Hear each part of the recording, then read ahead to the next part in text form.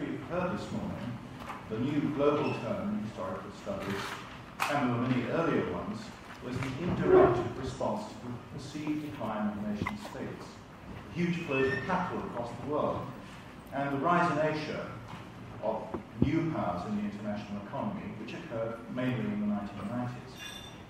Much of the new global history consisted of comparison and analogy at world level, though analogy, as Freud once said, is the weakest form of analysis. Now this conference, and indeed the panel, demonstrates, I think, that a global perspective can be combined with significant revisions in regional and national histories. That's my theme. There's no need for turf wars. Global history need not crowd out women or minorities, as Linda Colley rightly says. The use of the idea of the global to model large-scale flows and convergences at world level doesn't exclude local, regional, and interregional history. Writing a global history could even be seen as a form of career development. Everyone at this table started their academic work with local, regional, or national states. Allahabad district, the Spring Week district, the United Kingdom, Madras, and then moved on, sometimes through imperial history, to try to connect and compare these with other regions at later stages. Global history could also be seen as a form of desire.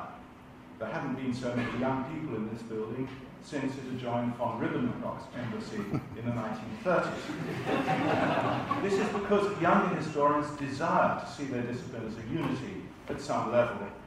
And in addition, and quite aside from the wider global political settings of the global, universities, especially in the United States, have been pushed to create interconnected world histories by the influx of foreign students and the ethnic diversity amongst their own students, a change that was foreshadowed many decades earlier, as younger Greece recounts. Again, there's nothing particularly novel about the periodic resurgence of global history at times of economic, intellectual, or political change, even if it does lie behind different rubrics.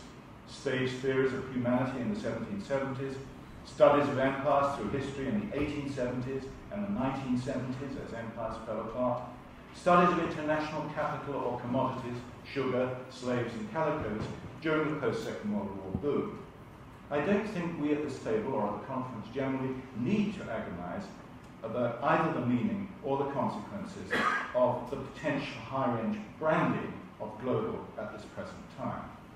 Other styles of history, national, provincial, regional, remain dominant, and people are not going to be seduced from the archives on a kind of historiographical Cook's tour.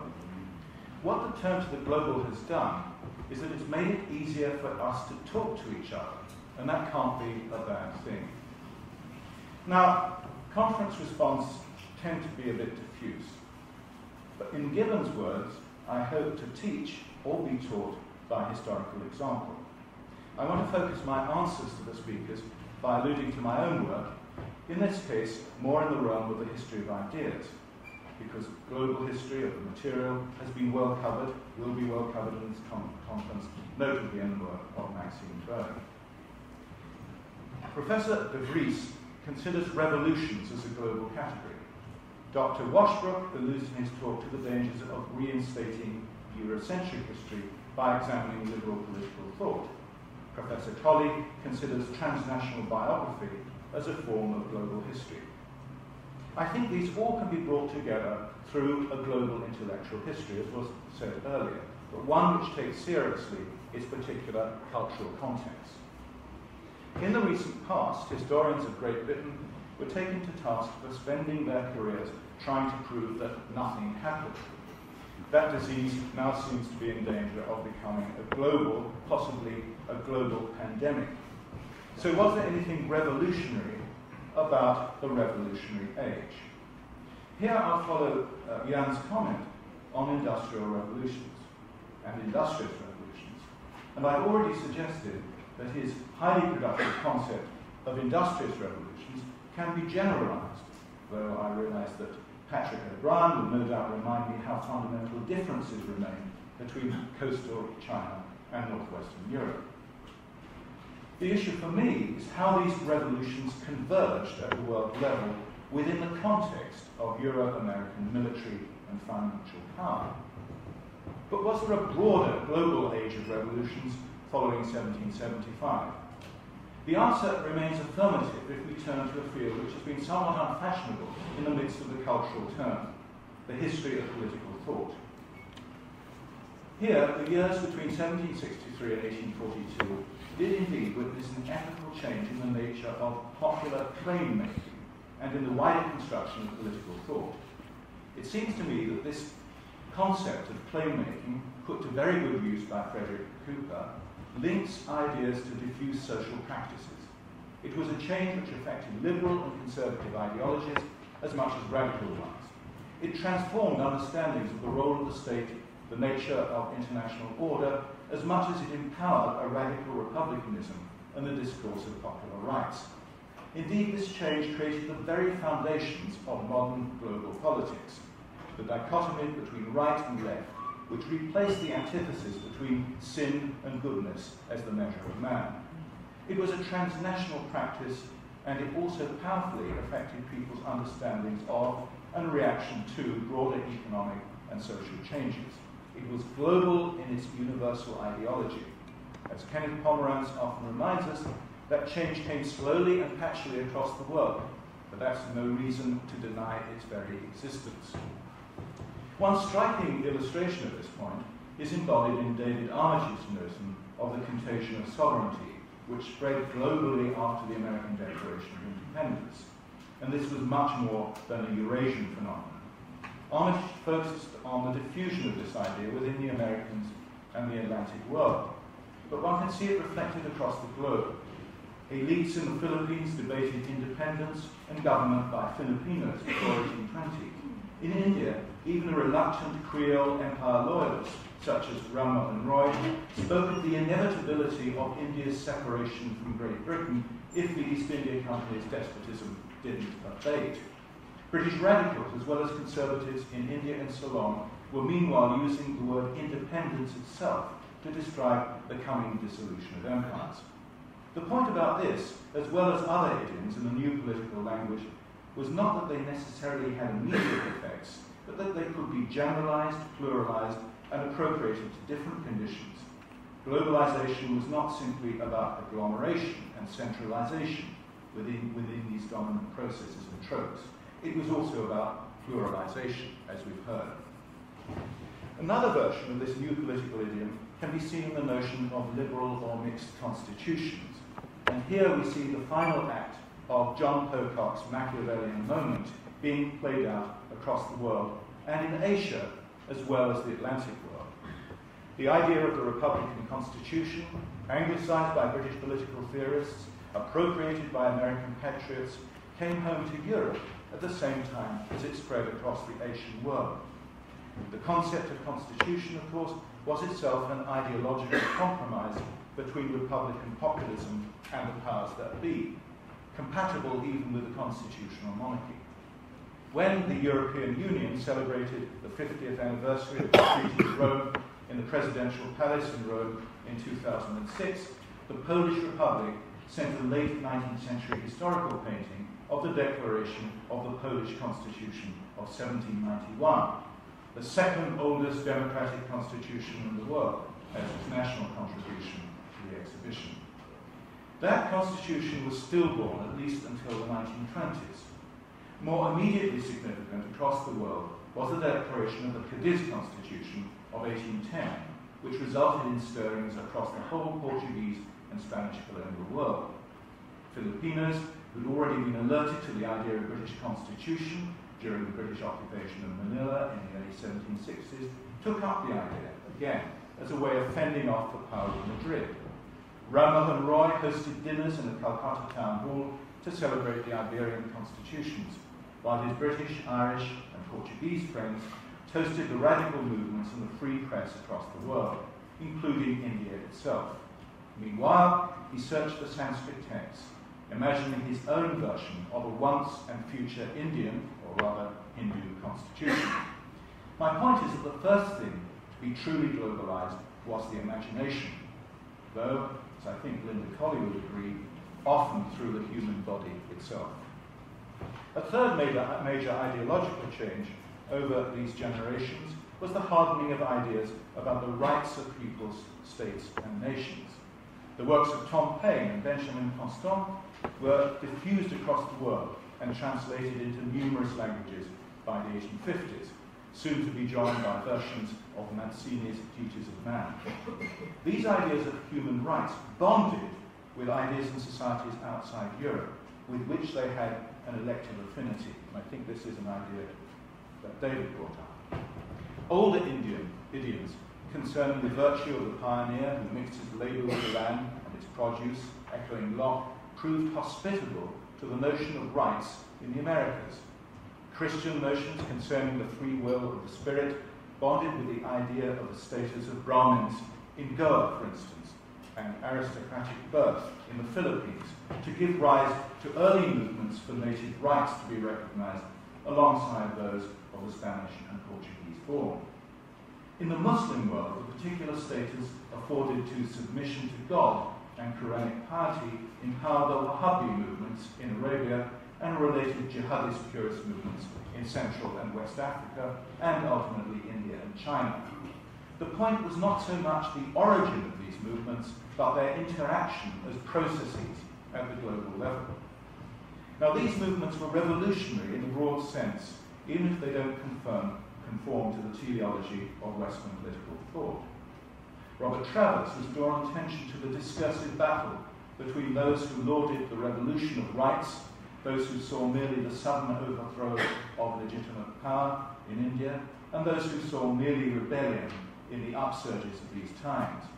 Yet most of the great rebellions of this era were infused with a sense of customary rights or of spiritual equality, as in the case of the Sikh movements of the Punjab or the neo-Buddhist and nativist revolts which scarred China in the latter part of Qianlong's reign. One critically important form of rights claiming, which imprinted itself heavily on the age of revolutions, was the demand for freedom from slavery. Slavery was, after all, a global form that sought to erase difference. The European and American revolutionary movements were, of course, ambivalent about the freeing of slaves en masse. In general, the consensus which allowed the continuation of slaveholding persisted right through to the end of the 19th century. But as Christopher Brown writes, the movement to end slavery was preeminently an evangelical Christian ideological movement which pluralized the idea of emancipation and spilled broadly into political theory and practice. Once enunciated, it changed the nature of political discourse at a global level. By the 1830s, the subjection of poor Indian women to dancing and prostitution and the subjection of colonized people more generally were being described as slavery. Shortly afterwards, as copies of Uncle Tom's Cabin appeared in India, activists saw a similarity between American plantation slavery and the slavery of the Bengal peasant. Again, it was the power of ideas constituted the global, the cognitive dimension, as Linda, quoting Tony Hopkins, mentioned earlier. Freedom extended to the idea of the freedom of the market. Indeed, the longer-term consequences of Napoleon's continental blockade was to spur forward the British attempt to break into foreign markets under the rubric of free trade. Free trade imperialism was one of the most revolutionary concepts of the Age of Revolutions, leading directly to confrontation with the Ottoman Empire, Egypt, Burma, and China. For a time, France also adopted laissez-faire policies in equal measure. Just as the anti-slavery movement and anti-piracy policies resulted in attacks on the sovereignty of African and Arab principalities, so attacks on the monopoly of despotism signaled the rise of imperialism across the world. The emergence of the nation state from the detritus of revolutionary war absorbed the attention of historians for many generations. But the theories of Jürgen Habermas provided them with a new marker of cultural change. The public as an entity reflecting both on government and also on popular practice emerged from the salon, the coffee house, and the commercial practice of the 18th century. But its significance was enormously expanded by the worldwide revolutions. Global connections have always been preeminently embodied in flows of information.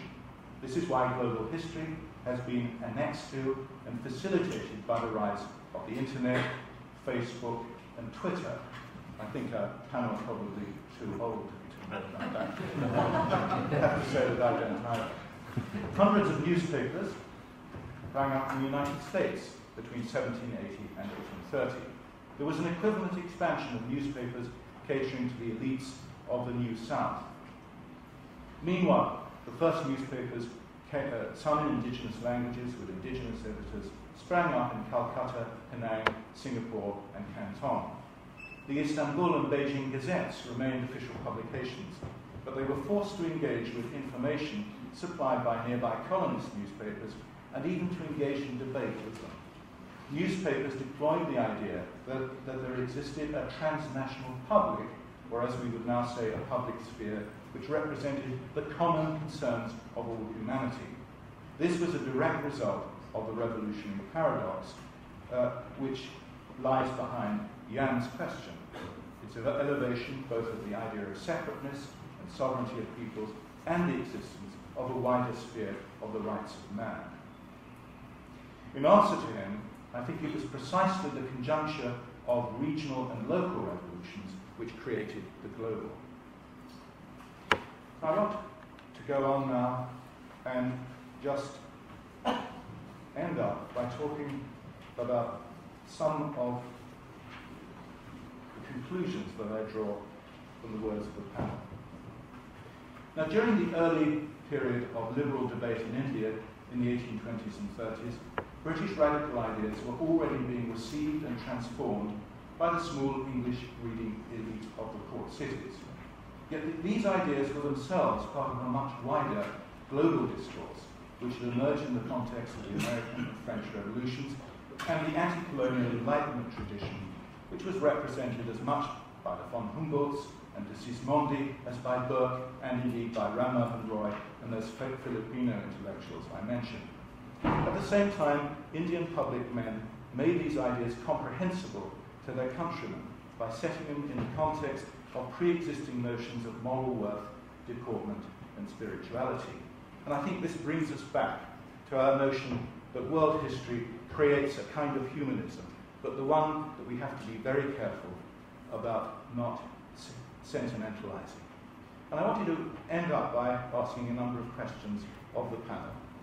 Of David, I wanted to ask how, in his interpretation, would the history of ideas link to the history of social processes that he's concerned so much with in his own work? In Linda's case, I wanted to ask her, on what basis of judgment does one select one transnational life as opposed to another? How does one, at a practical level, deal as between these huge global flows and changes and the particular things we find in archives? What about the things that we can't find in archives? And in Jan's case, I wanted him to press on with his notion of industrious revolutions and to ask him to consider how, in the 19th and 20th century, the industrious revolution came to relate to and be interconnected with the industrial revolution at a global level. They're big questions, but I think I'll leave it there. Thank you.